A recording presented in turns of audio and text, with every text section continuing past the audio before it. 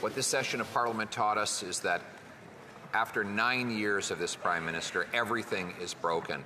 25% of Canadians are now living in poverty. 2 million lined up at food banks. 38% more people are homeless. Housing costs have doubled. It wasn't like this before this Prime Minister, and it won't be like this after he's gone. Will he put us through another year and a half of this costly hell, or will he call a carbon tax election today so we can elect a common-sense government to axe the tax, build the homes, fix the budget, and stop the crime?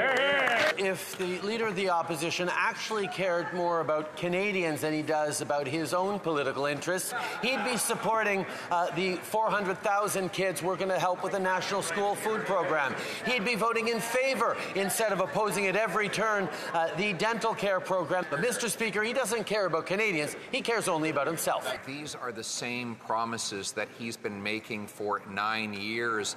And instead of the theoretical utopia that he's promised, what Canadians are living through is hell, with tent cities popping up across the country in places they never existed before, with 2 million people lined up in food banks, 1 in 10 Torontonians included in that number, in a town where right now it is impossible for almost anyone to afford a home, and there are 256 tent cities.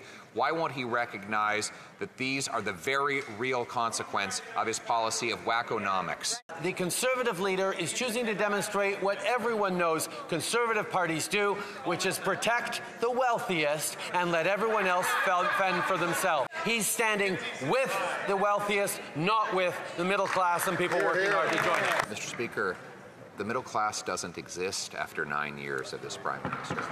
Here are the facts. 76% of young people believe they'll never afford a home. 38% more homeless people. 256 homeless encampments in Toronto alone. 2 million people lined up at a food bank. 1 in 4 Canadians skipping meals because they can't afford the price of food. Is this what he meant when he said sunny ways for the middle class? Yeah.